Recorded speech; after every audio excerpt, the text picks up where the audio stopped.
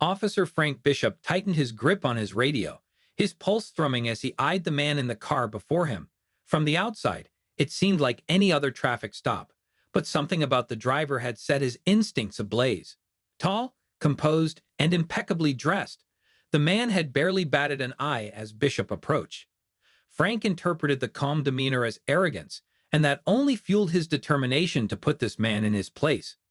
The words tumbled out of Frank's mouth before he fully grasped them. "Step out of the car, now." The driver looked at him steadily, unflinching, his dark eyes betraying no fear, only a quiet resolve that Frank found unsettling. For a brief, fleeting moment, Frank felt a strange twinge of hesitation. There was something off-kilter about this, something he couldn't place, but he ignored it. After all, he knew how to handle types like this one. He'd encountered plenty of drivers who thought they were above the law, and he wasn't about to let another slip by. As the driver complied, stepping out with a grace that felt almost rehearsed, Frank's suspicion deepened. There was no flash of nervousness, no attempt at pleading, only the cool composure of a man who seemed too comfortable with confrontation. Frank sized him up, searching for any sign of guilt, anything that might hint at hidden contraband or a record that would justify his growing aggression. But there was nothing. "Hands behind your back," he ordered, his voice echoing with the finality of an iron gavel. The man, without protest, slowly turned and placed his hands behind his back, offering his wrists with an almost eerie calmness. It was as if he knew something Frank didn't, as if he were a step ahead, waiting for the perfect moment to reveal the truth. Within minutes, the situation had escalated. The man was handcuffed. The flashing lights cast an ominous red and blue glow across the quiet street, and Frank could feel a strange thrill at the thought of taking down yet another so-called lawbreaker. He could almost taste the victory, already imagining the smirk on his face as he paraded this man down to the station.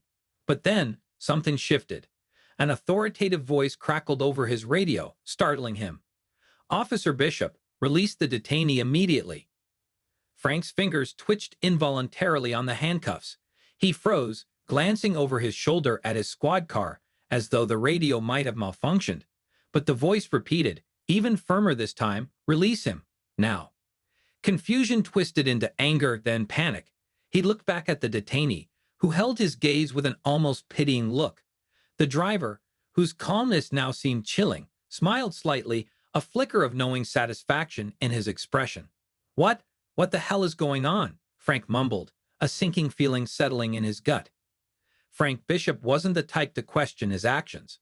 From an early age, he'd been taught that discipline was the backbone of success, that rules were to be followed without exception, and that order was what kept society from falling apart. Raised in a small, rural town, he grew up watching his father, a retired military man and local sheriff, maintain a tight grip on law and order. Frank idolized his father, and from the moment he could walk, he was absorbing his father's lectures on discipline, respect, and duty. His father's lessons weren't taught gently. They were drilled in, as firm as his father's unyielding stare, and Frank took them to heart. By the time he was a teenager, Frank had developed a black and white view of the world. There were good people, and there were bad people. There were rules, and there were those who broke them. He'd seen his father's unwavering stance on justice, how he'd always said, "A man's worth is in his respect for the law," and that sentiment had shaped Frank into the person he was. To him, the law wasn't just a guideline. It was a moral compass that kept the world spinning in the right direction. In school, Frank was never one to bend or break the rules, even when it made him an outcast. He'd watched his peers laugh off detentions and mock authority, behaviors that only fueled his growing disdain for those who didn't see the world the way he did. In his mind, society's cracks were born from rule breakers, those who chose their own path rather than the straight, narrow road. Frank knew that if he wanted to be respected, he had to become the enforcer of those rules, the person who ensured no one strayed from the line. His decision to become a police officer was almost preordained, the next logical step after years of strict adherence to authority.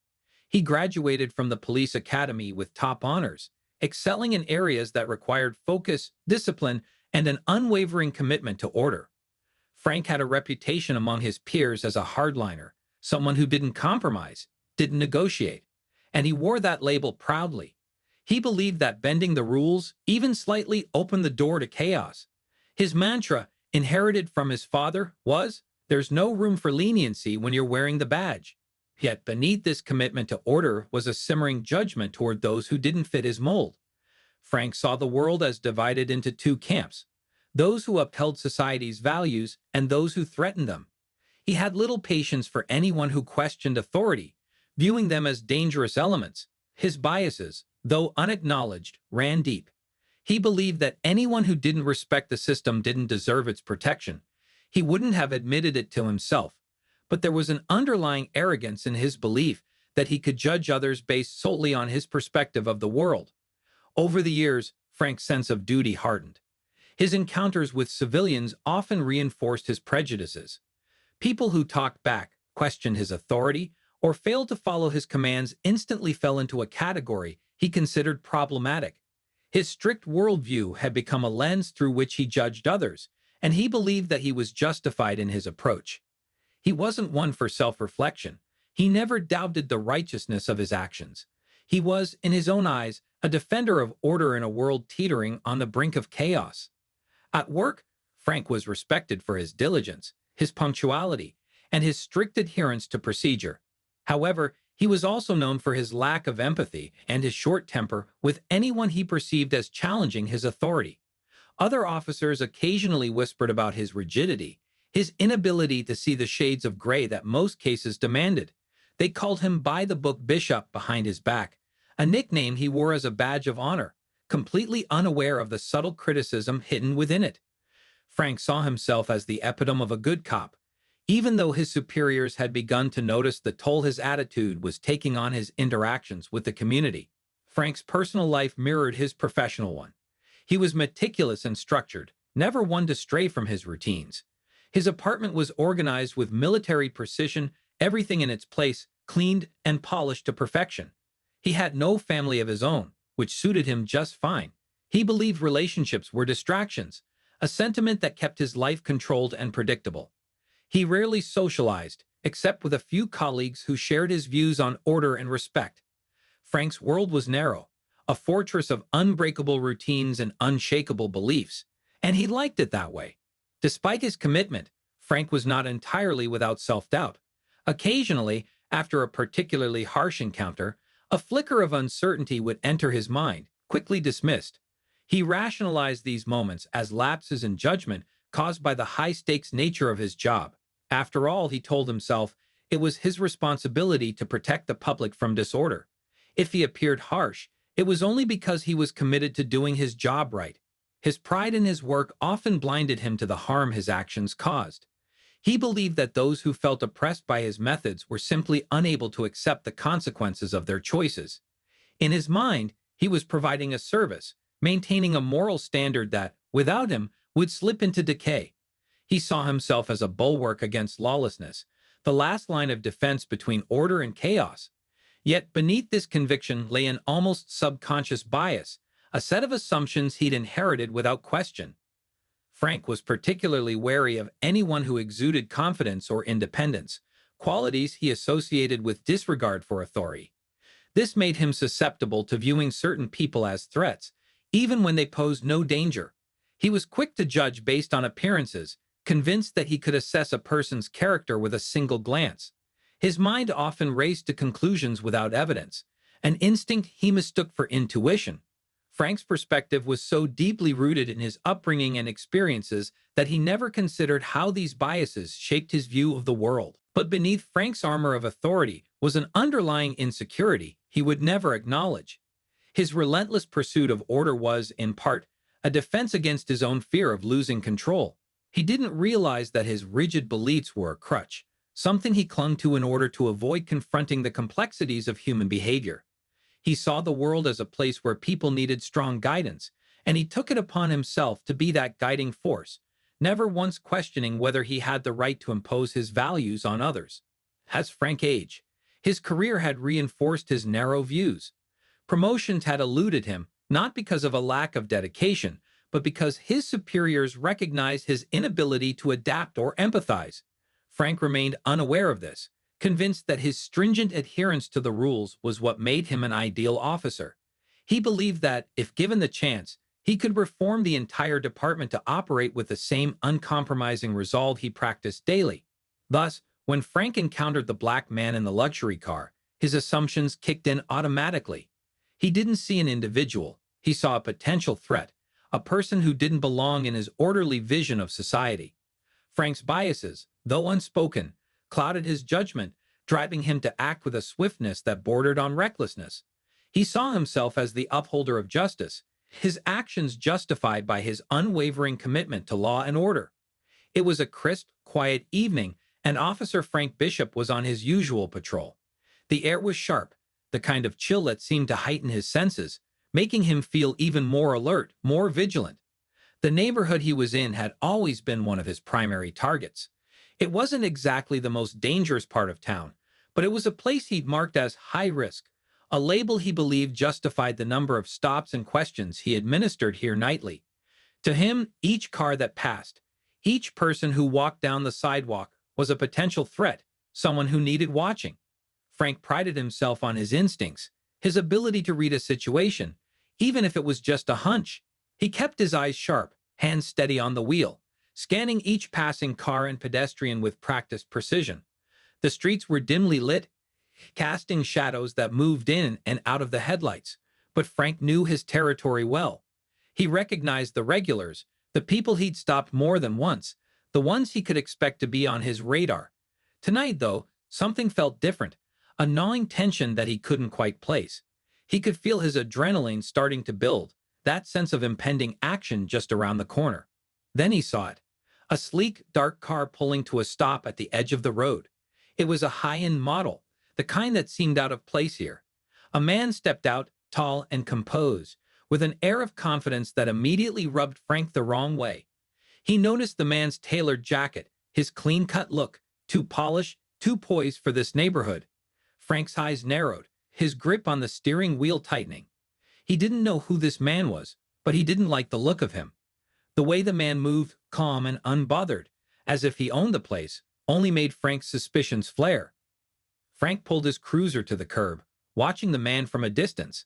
His instincts were telling him that this was someone who didn't belong, someone who needed to be put in his place. There was no reason for a car like that to be here, he thought, no reason for someone like him to be strolling around this neighborhood so confidently. He quickly radioed in, letting dispatch know his location and intention to check out suspicious activity. As he stepped out of his car and walked over, he felt a surge of righteous determination. This was why he wore the badge. To confront people like this, people who thought they were above everyone else. Approaching the man, he squared his shoulders, making sure he projected authority, even intimidation. He wanted the man to feel the pressure, to know he wasn't untouchable. "Sir," Frank called out, his voice firm, unyielding. The man turned, meeting Frank's gaze with a calmness that caught him off guard. Frank could feel the tension thickening in the air, but he pushed forward, determined not to let this man's composure shake his own. "Can I help you, officer?" the man asked, his tone respectful yet unflustered. Frank noted the smoothness in his voice, the lack of nervousness, the absence of any fidgeting or discomfort. Most people would have shown some hint of fear, some sign that they knew they were on thin ice with the law, but not this one. Frank felt a flash of irritation. Who did this man think he was? "Mind telling me what you're doing around here at this hour?" Frank's question was clipped, almost accusing. He kept his stance wide, his hand hovering near his belt. His gaze was unrelenting, trying to catch any slip in the man's expression that would reveal a guilty conscience. The man didn't flinch. "Just visiting a friend," he replied, his eyes steady. "I didn't realize that was a problem." Frank bristled at the man's tone, so calm and assured, as if he had every right to be there. In his mind, people like this, people with expensive cars, expensive clothes, that air of entitlement, didn't belong here. He'd dealt with their type before, the kind who thought the rules didn't apply to them, who didn't respect authority. He was sure this man had something to hide.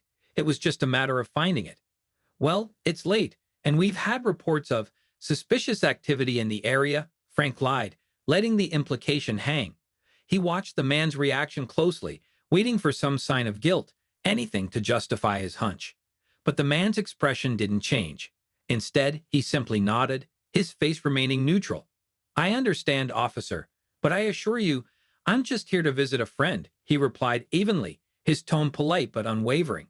Frank felt his patience thinning. This was not how these encounters usually went.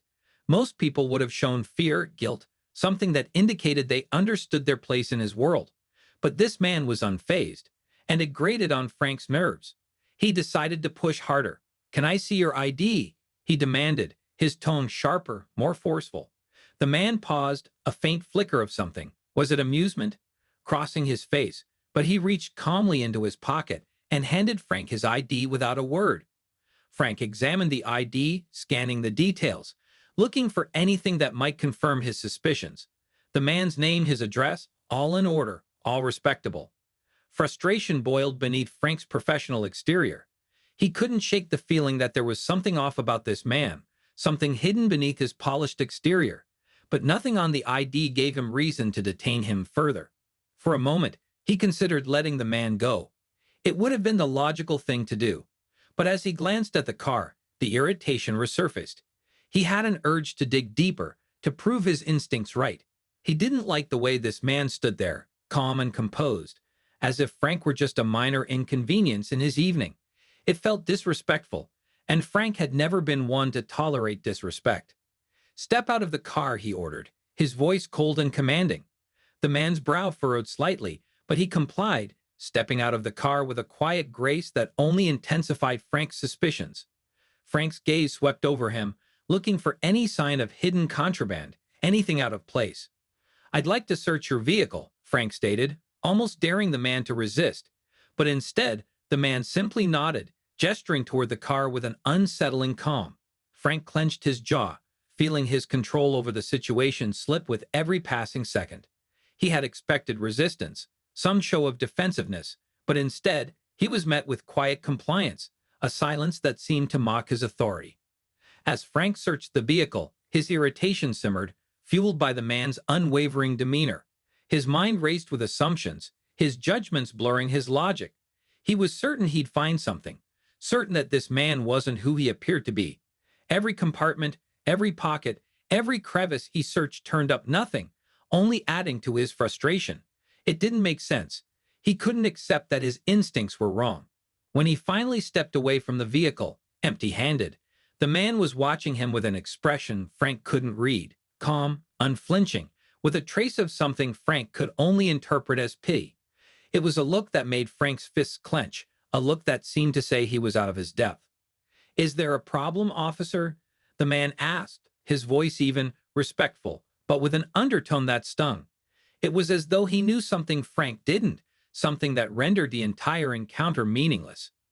Frank felt the weight of his frustration and suspicion, unable to shake the feeling that he'd been played. He wanted to push further, to prove his authority, but he couldn't find a reason. He'd been wrong, but he refused to admit it, not even to himself. This man had exposed something unsettling in Frank, something he couldn't quite name, and the realization gnawed at him as he reluctantly stepped back, unable to shake the sense that he was on the losing end of this encounter. The man who found himself in Frank Bishop's crosshairs that night was Darren Cole, a quiet, thoughtful individual whose life had been marked by an unwavering dedication to his family, his career, and his principles. Darren was the kind of person who took life's challenges in stride, who believed in patience, and who had learned to navigate the world with a gentle but resilient spirit. As a CIA agent, he'd spent years training, learning, and operating in situations that would have unraveled the nerves of most people. And yet, he never allowed the weight of his position or the demands of his work to erode his humility or his kindness. Tonight was supposed to be a simple evening. Darren had just left the home of a close friend, a former colleague who had recently moved into the neighborhood. The two had spent hours catching up over a quiet dinner, sharing stories and memories of their time working together, reminiscing about shared experiences, the good and the bad.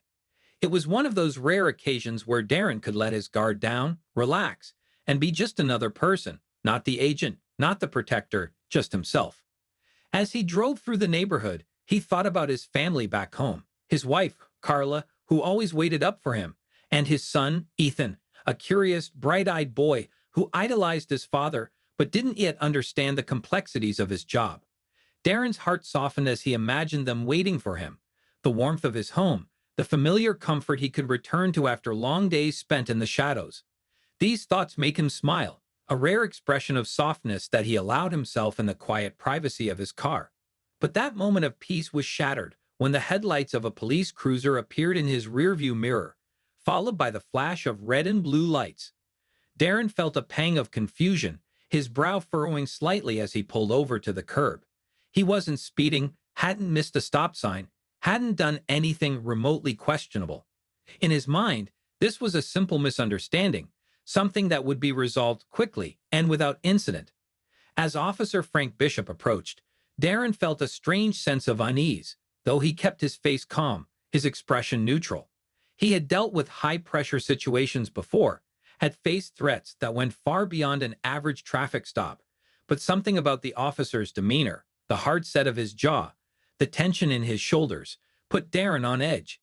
He knew how to read people, a skill honed over years of intelligence work, and he sensed the officer's suspicion, his barely restrained aggression. When Frank demanded that he step out of the car, Darren complied without hesitation, moving slowly and deliberately, aware of how quickly things could escalate. He kept his hands visible, his movements calm, each action careful and measured. Darren was no stranger to bias, to assumptions made based on skin color and appearance, but he felt a sting of frustration all the same.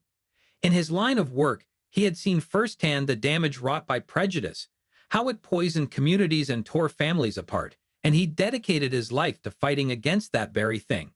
As he stood there, hands visible, facing Frank's scrutinizing gaze, Darren felt a pang of vulnerability that he hadn't felt in years.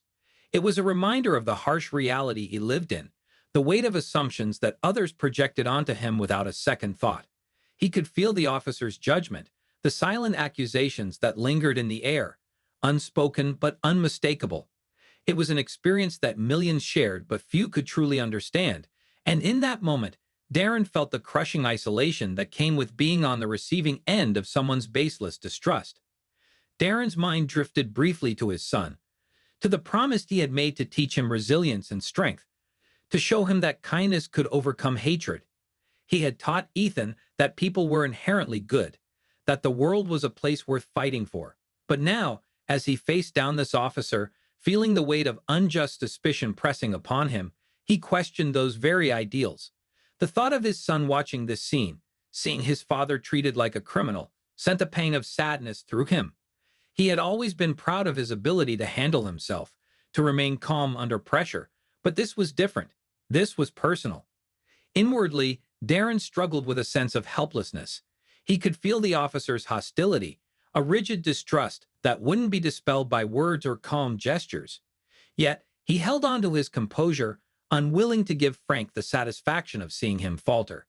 He was a man who had been trained to face adversity without fear, but the knowledge that this officer viewed him as a threat, without reason, without justification, gnawed at his sense of dignity. When Frank began to search his car, Darren felt a growing frustration. He knew there was nothing incriminating in his vehicle, nothing that would validate Frank's suspicions. But as he watched Frank's hands rummage through his belongings, Darren felt a profound sense of violation, as though his privacy, his integrity, were being ripped away with every turn of Frank's hand. He had spent his life serving his country, working tirelessly to protect it from threats, and here he was, treated like a criminal, stripped of the respect he had earned through years of service. As the search continued, Darren kept his head high, refusing to let Frank's scrutiny shake his sense of self. He thought of all the sacrifices he had made, the nights spent away from his family, the risks he'd taken, all in the name of a country that now seemed to look at him with suspicion. He felt a swell of disappointment, a sadness that ran deeper than anger. He had given so much, only to be met with distrust, as if his worth could be diminished by the color of his skin. But even in the face of this injustice, Darren held on to his principles. He had seen the damage that anger could cause, had witnessed the devastation that resulted from hatred left unchecked. He could feel the urge to defend himself, to confront the officer's biases head-on, but he knew it would only escalate the situation, only feed into the assumptions that had already been cast upon him. So he swallowed his frustration, channeling his anger into quiet resolve. As Frank finished his search, coming up empty-handed, Darren met his gaze with a calm, steady look. He could see the frustration in the officer's eyes, the simmering resentment that came from being proven wrong, and Darren felt a bittersweet satisfaction. He had done nothing to deserve this treatment, had done nothing but live his life with integrity and honor, and yet he had been subjected to this indignity. In that moment, Darren made a silent promise to himself to continue fighting, to continue working for a world where his son wouldn't have to face these assumptions, where respect and dignity weren't privileges but rights afforded to everyone. And as he watched Frank's face contort with frustration, Darren knew that this encounter was only a small part of a larger battle, one that he was determined to fight, not with anger, but with the quiet resilience that had defined his life. Thank you for watching so far. Stories like this highlight real challenges people face every day, and your thoughts matter. Comment below where you're watching from and share if you've ever experienced or witnessed a situation where assumptions led to misunderstandings. Your insights bring these stories to life. And if this story resonates with you, don't forget to like and subscribe for more narratives that explore the power of justice, empathy, and redemption. Let's keep the conversation going. As Officer Frank Bishop watched Darren Cole drive away, his stomach twisted with an unfamiliar sensation. Frustration simmered inside him, not because he thought he'd done anything wrong, but because the man had looked at him in a way that made him feel small. Frank couldn't stand it. Couldn't stand the idea that this suspect had left without so much as a trace of worry or remorse. No one was supposed to face him like that and walk away unscathed. In Frank's mind, his role was to set people straight, to remind them of their place. But tonight, something had disrupted his authority, and he didn't like it. Arriving at the precinct the next morning, Frank brushed off the incident and focused on his usual routine. But just as he was settling in, his captain, a man known for his no-nonsense approach, appeared at his desk with a look that sent a chill down Frank's spine. "Bishop, we need to talk. Now," he said firmly. The words carried an unusual gravity, and Frank felt a prickle of dread. He followed Captain Allen into the office, his heart pounding slightly as he tried to maintain a calm exterior. Once inside, the captain shut the door and took a seat, looking at Frank with a heavy, somber expression. "Frank, I just got off the phone with someone high up. The man you detained last night filed a formal complaint," he began, his tone grim. "Frank, he's a senior CIA agent. The complaint is serious. It states that you detained and searched him without probable cause, based solely on an assumption." The color drained from Frank's face. He blinked, trying to comprehend the weight of the statement. "A CIA agent?" he stammered, the words slipping out despite his attempt to remain stoic. Captain Allen's gaze was sharp. "That's right, Bishop. You just profiled and detained an innocent man who also happens to be a key player in national security. The repercussions of this could be huge, both for you and the department. We're opening an internal investigation. Effective immediately, you're on administrative leave until we finish. I expect full cooperation." The announcement hit Frank like a ton of bricks. Administrative leave? Internal investigation? His mind whirled, but he tried to keep his composure, forcing down the humiliation and resentment building inside. "With all due respect, Captain, I was just following my instincts." He looked out of place. "I was being cautious, doing my job." Captain Allen's eyes narrowed, and his expression hardened. "No, Frank, you weren't just being cautious. This wasn't about protocol. It was about your biases getting the best of you. This is the third complaint we've received this quarter alone for similar reasons. You need to understand that profiling is not a valid instinct. It's a pattern, one that's damaging our department's reputation." Frank clenched his fists, feeling a swell of defiance. But before he could respond, the captain continued, "You'll take this time to reflect, and if you want to stay on this force, you'll need to address these issues." Dismissed. Frank left the office, his mind racing with indignation. This wasn't how things were supposed to go. He'd been doing his job. At least, that's what he told himself. But the reality began to sink in as he felt the gazes of his fellow officers following him as he walked out. Some looked at him with pity, others with disapproval. Word of the investigation would spread quickly, he knew, and as he left the precinct, he could already feel the shift in how he was being perceived. In the days that followed, Frank found himself isolated, both professionally and personally. Friends from the force were hesitant to reach out, and when they did, It was usually with awkward sympathy rather than camaraderie. His reputation, once solid and respected, was now tainted. It wasn't long before he became aware of the rumors circulating within the department. By the book, Bishop finally went too far. The nickname, once a source of pride, now echoed in his mind like a condemnation. It wasn't just his colleagues who were talking. Frank's wife, Lauren, had heard the news from mutual friends, and though she tried to be supportive, he could see the disappointment in her eyes. She asked him one night over dinner, her voice gentle but probing, "Frank, do you ever think, maybe you're being too hard on people?" The question stung, and Frank's defenses flared. "I'm just doing my job, Lauren. People don't understand what it's like out there. If I don't enforce order, who will?" She nodded, but didn't seem convinced. And that was almost worse than if she had argued with him. The doubt was spreading, even among those closest to him. In the quiet of his home, Frank found himself pacing the floors, wrestling with the bitter realization that his reputation was slipping through his fingers, and there was nothing he could do to stop it. The situation escalated when Frank started receiving calls from local reporters. Each call was a stark reminder that his actions had become public, and the community was beginning to take note. He refused to speak to the press, but the messages left on his phone said enough. Each voice was laced with disapproval or disgust, each one asking for an explanation he couldn't give. Then came the anonymous messages on his social media accounts, posts from people he'd never met who called him names he'd never imagined being associated with. They labeled him as a symbol of everything wrong with the system, each comment like a fresh wound to his pride and his identity. Frank tried to ignore it, to tell himself they didn't understand, but deep down, he felt something crumbling. The final blow came 2 weeks later when he received a formal letter from the department's Internal Affairs Division. The letter outlined the findings of their investigation in clinical, unforgiving detail, pointing out each decision he'd made that night, each choice clouded by an unspoken bias. They didn't sugarcoat their conclusions. He had acted on prejudice, not genuine suspicion. The department's response was equally harsh. Frank would be demoted, assigned to desk duty indefinitely, with a recommendation to undergo mandatory sensitivity training. It was as if every shred of his authority, his career, had been stripped away, leaving him exposed and humiliated. Frank's world narrowed. He spent his days in a quiet haze, replaying the incident in his mind, each moment that had once seemed justifiable now twisted by the realization of his mistake. He remembered Darren's calm demeanor, the quiet resolve with which he had endured the search.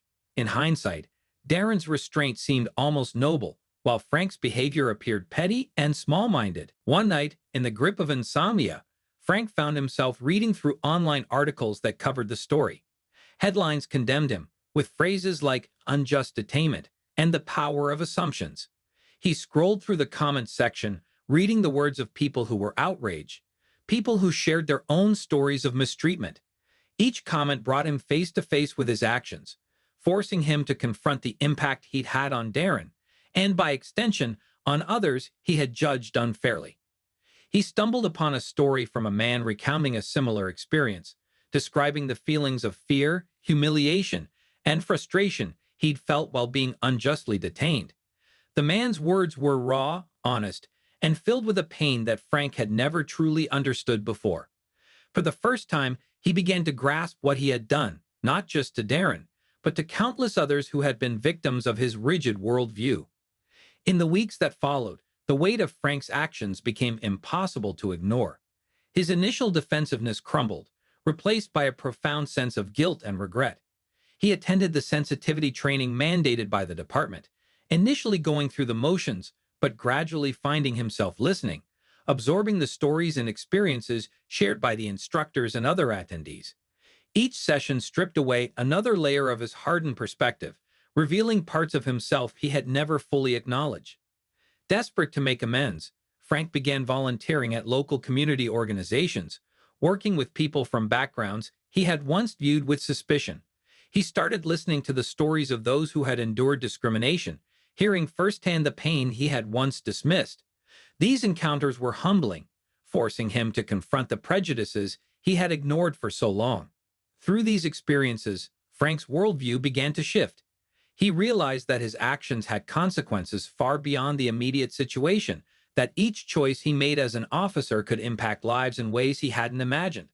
Slowly, he began to accept the truth he had avoided for so long. His role as an officer was not just about enforcing the law. It was about serving the community with integrity and respect. The journey to redemption was painful and uncharted, but for the first time in his life, Frank felt like he was on the right path. He knew he couldn't erase his mistakes, but he could work toward a better understanding, a better version of himself. And as he looked back on that fateful night, he felt a renewed commitment to change, a commitment to honor the badge in a way he never had before. Officer Frank Bishop's fall from grace had shattered the world he'd spent his life constructing. The demotion, the forced leave, and the cloud of mistrust that now hung over him were bitter pills to swallow. But what gnawed at him most was the newfound awareness that his actions had hurt others in ways he had never acknowledged. The people he'd once dismissed as suspicious or troublesome were now emerging in his mind not as threats, but as human beings he'd overlooked, mistreated, and misunderstood. The first few weeks of administrative leave had left Frank adrift, plagued by the echoes of his own mistakes. What he'd previously viewed as justified actions now felt hollow, and the respect he'd once taken for granted had vanished, replaced by cold stares and hushed whispers. Friends and neighbors who once admired him were keeping their distance, and his family, though trying to be supportive, could not hide their disappointment. His wife, Lauren, who had always stood by him, had now taken on a guarded demeanor. She'd say things like, "Maybe this is a good time to think things over, Frank," in a tone that implied a subtle challenge he wasn't used to facing. One evening, restless and haunted by his thoughts, Frank found himself browsing the department's website and came across a page about a community outreach program designed to help at-risk youth. The program involved police officers volunteering in mentorship roles, guiding young people who had difficult upbringings or struggled with systemic disadvantages. Frank clicked through the pages, skimming stories from other officers who had mentored kids, changed lives, and perhaps altered their own perspectives in the process. The idea of volunteering felt foreign, almost ridiculous to him at first. He was used to enforcing the law, not building relationships. But the idea lingered, and he thought about how different his life might have been if he'd been exposed to the challenges others faced, if he'd been more open to listening and understanding. The next day, Frank found himself signing up for the outreach program, surprising even himself. He showed up that Friday at the community center, dressed in plain clothes, feeling more vulnerable than he'd felt in years. The program director, a woman named Shonda with a warm smile and a firm handshake, greeted him. "I'll be honest, Officer Bishop, we don't usually get volunteers who are, well, in your situation. But everyone deserves a chance, and if you're committed to learning, you're welcome here." Her words stung but were spoken with kindness, and Frank nodded, sensing the skepticism in her eyes, but determined to prove he could change. That day, he was introduced to Jamal, a quiet 16-year-old who had been labeled a troublemaker in school, much like the people Frank had once made quick assumptions about. Jamal was withdrawn at first, meeting Frank's attempts at conversation with short, cautious responses. But as the weeks went by, Frank persisted, working to build a rapport with the young man. Jamal was slow to open up, but Frank learned to be patient, a quality he hadn't often practiced in his career.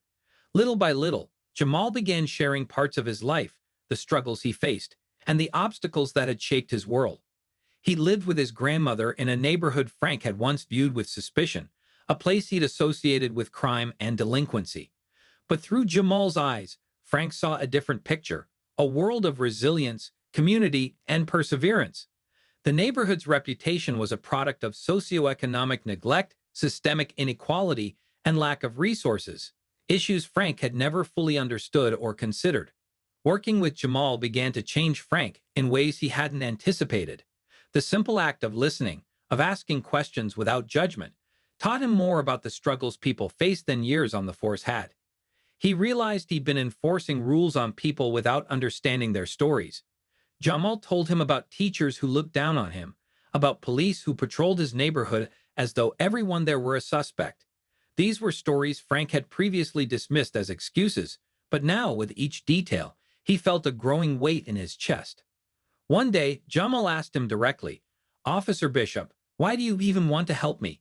I thought cops didn't care about people like me." The question hit Frank harder than he expected, and for a moment he couldn't answer. Finally, he replied, "Because I think I've been wrong, Jamal, and I want to learn to do better." The honesty surprised both of them. Jamal looked at him with a mixture of skepticism and curiosity, and in that moment, Frank felt a shift. He was no longer the officer standing on a pedestal, looking down. He was someone willing to learn, to earn respect rather than demand it. The experience humbled him, forcing him to confront parts of himself he had kept hidden beneath his uniform. As the months passed, Frank threw himself into volunteer work, dedicating hours each week not only to mentoring, but also to learning. He attended workshops on cultural awareness, listened to speakers who had experienced profiling firsthand, and read books on social justice and systemic inequality. Each encounter chipped away at his old beliefs, gradually replacing them with empathy and understanding. He found himself absorbing stories of people from all walks of life: single mothers struggling to make ends meet, young men facing judgment and exclusion before they had a chance to prove themselves, immigrants fighting for a place in a society that sometimes refused to accept them. One evening, he attended a community meeting where locals discussed police reform and shared stories of negative encounters with law enforcement.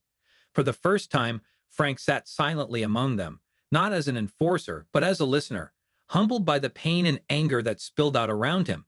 A woman spoke about her teenage son, who had been stopped and frisked multiple times for no reason other than being in the wrong neighborhood. Another man described the humiliation of being treated as a suspect in front of his young daughter, simply because of the color of his skin. The stories poured forth, each one a painful reminder of the impact of his past actions. As he listened, Frank felt a lump rise in his throat. He was hearing the other side of the badge, the stories that had been silenced or dismissed as complaints. Sitting there, he was struck by the profound realization that these people weren't just suspects or cases. They were fathers, mothers, sons, daughters. They were people who had been hurt by the very system he had once defended without question. After the meeting, he approached the woman who had shared her story about her son. Nervously, he introduced himself and expressed his regret. "I just want you to know that I'm sorry for what you and your son have been through. I didn't understand before, but I do now. And I'm committed to making things right, however I can." The woman looked at him, her gaze filled with both pain and gratitude. She nodded, her face softening slightly. "Thank you, Officer Bishop. It means something that you're here." It was a small gesture, but for Frank, it felt monumental. Each apology, each moment of understanding became part of his journey toward redemption. He knew he couldn't erase the mistakes of his past, but he could work to ensure they weren't repeated. Slowly, the walls he had built around himself, the rigid beliefs he had clung to, began to crumble, replaced by a genuine desire to help and to serve with empathy. One night, as Frank reflected on the journey that had brought him here, he felt a profound sense of purpose. For the first time in his career, he understood what it truly meant to protect and serve, not just by enforcing laws, but by understanding the people those laws impacted. He saw himself not as a figure of authority to be feared, but as a human being striving to earn the community's trust. In his final step toward redemption, Frank reached out to Darren Cole, the CIA agent whose complaint had started this journey. He sent a letter, an apology that was both deeply personal and honest. He acknowledged his mistakes, his bias, and the pain he had caused, expressing a hope for understanding. A few weeks later, he received a reply.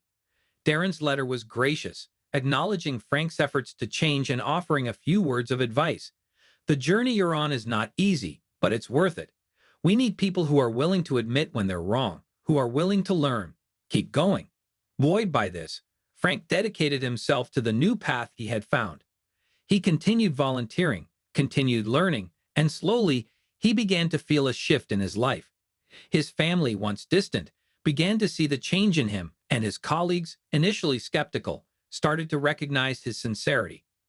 The man who had once been by-the-book bishop was now something else entirely, a man who understood the weight of his actions, who had earned his redemption not through punishment but through humility, growth, and a genuine commitment to change.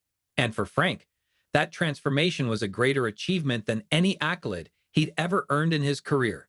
Months of introspection and effort had transformed Officer Frank Bishop from a figure of rigidity and judgment into a man dedicated to empathy, justice, and genuine connection. His journey toward redemption had not been simple or without missteps, but each day, Frank worked to rebuild trust within his community, learning more than he'd ever anticipated. He was now a familiar face at local events, youth programs, and community meetings, not in his police uniform, but as himself, a man working to change. One evening, the community center organized an event honoring those who had contributed to the growth and well-being of the youth mentorship program. The center buzzed with energy, families, and laughter, filling the rooms with a warmth that mirrored the sense of camaraderie Frank had come to cherish. He was merely there to support, not expecting any acknowledgement, so when Shonda, the program director, called his name, his heart skipped a beat. Tonight, we want to recognize a few individuals who have gone above and beyond to support this community and help it flourish, Shonda announced, her voice rich with pride. Officer Frank Bishop, would you please join us up here? Surprised, Frank hesitated before making his way to the stage. He felt the weight of eyes on him, but unlike the judgment he had once feared, their gazes held respect, warmth, and pride. For the first time in a long while, he felt truly seen, not as an enforcer, but as a member of the community he had once distanced himself from. Standing on the stage, he took the microphone with a mixture of humility and gratitude. "Thank you," he began, his voice steady but filled with emotion. "When I started coming here, I didn't know if I'd be welcome. I came because I knew I had a lot to learn, and I'm grateful to all of you for showing me patience, for helping me grow. I've made mistakes in the past, mistakes I'm truly sorry for, and I want to thank each of you for giving me the chance to make amends." As he looked out at the crowd, he saw familiar faces, people he'd grown to care about deeply, including the teenagers he mentored. They were watching him with smiles and expressions of pride, each one a testament to the relationships he had worked so hard to build. The applause that followed his words was heartfelt, and he felt his chest swell with gratitude. It was a moment of redemption, a sign that his efforts had not gone unnoticed. But the evening held one more surprise. At the back of the room, Frank noticed a figure he hadn't expected to see, Darren Cole. Darren, the man whose complaint had catalyzed Frank's transformation, stood quietly, observing the scene. Frank's heart leaped. Though they'd exchanged letters, this was the first time he'd seen Darren since that night. As the event came to a close, Darren approached, extending his hand with a smile that held no resentment, only understanding. Frank shook his hand, his voice unsteady but sincere. "Darren, thank you for being here," he said, humbled by Darren's presence. "And thank you for giving me the chance to make things right." Darren nodded, his expression warm. "Frank, I've been following the work you've been doing here. It means a lot, and it shows me that people really can change. What matters most is what you're doing now, how you're choosing to move forward." The weight of Darren's words filled Frank with both relief and pride. "Thank you," he replied, feeling as though a final piece had fallen into place. Darren's forgiveness, and the fact that he'd taken the time to see Frank's journey, felt like the closing of a painful chapter and the opening of a new one. As they parted ways, Frank looked around at the people gathered in the room, each one a reminder of the community he had once struggled to understand. In every handshake, every smile, he felt the acceptance and forgiveness he had longed for. He had earned this place, not through his badge or authority, but through humility, patience, and an open heart. The community had given him a second chance, and for that, he would be eternally grateful. The walk home was quiet, the air filled with the gentle hum of evening sounds. For the first time in years, Frank felt at peace. His journey had been arduous, marked by self-doubt, guilt, and the shedding of a lifetime's worth of assumptions. Yet, he had emerged from it a better man, one who now understood the true meaning of service. Once home, he found his wife, Lauren, waiting for him with a soft smile. She wrapped her arms around him, pulling him close, her voice a gentle whisper. "I'm proud of you, Frank," she said. "You've come a long way." Frank's throat tightened with emotion, and he held her close, grateful beyond words for her support and patience. "Thank you," he murmured, feeling the weight of her words settle warmly within him. In the weeks that followed, Frank continued his work within the community, not out of obligation, but out of a genuine desire to contribute, to heal the wounds he had once helped create. He volunteered at neighborhood events, worked alongside youth in after-school programs, and participated in town meetings, each encounter reinforcing the deep bond he now shared with the people around him. In every act of service, he found a new understanding, a new perspective that further enriched his journey. The badge he wore no longer felt like a symbol of authority, but rather a reminder of his responsibility to serve with compassion and integrity. Frank understood now that respect could not be demanded. It had to be earned, cultivated through actions and choices that honored the dignity of everyone he encountered. The community he'd once viewed with suspicion had now embraced him as one of their own, and in that acceptance, he found a profound sense of belonging. He knew he couldn't change the past, couldn't undo the mistakes he'd made, but he could make amends. Each day was a chance to make a difference, to be the kind of officer and man he once aspired to be but never fully understood. One evening, as he walked through the neighborhood he'd once patrolled with a skeptical eye, a young boy approached him, looking up with wide, curious eyes. "Are you Officer Frank?" the boy asked. Frank knelt down, smiling warmly. "Yes, that's me. What's your name?" "Jaden," the boy replied, a shy smile forming on his face. "My mom said you help kids and keep us safe." Frank felt a swell of pride and gratitude. "I do my best, Jaden, and if you ever need help, I'm here." As he watched Jaden run off to join his friends, Frank knew that he had finally found his place in the world, not as the officer who enforced rules without question, but as a man who understood the importance of compassion, respect, and community. He had come full circle, not just accepted by others, but at peace with himself, and for the first time, he knew that he was exactly where he belonged. Thank you for joining us on this powerful journey of transformation and redemption. Stories like Frank's remind us of the impact compassion and understanding can have on our lives and communities. If this story moved you, don't stop here. Click here to watch another inspiring story that explores the depths of justice, growth, and second chances. Let's continue to spread empathy and make a difference, one story at a time. And if you haven't already, please subscribe for more narratives that inspire change and touch the heart. See you in the next story.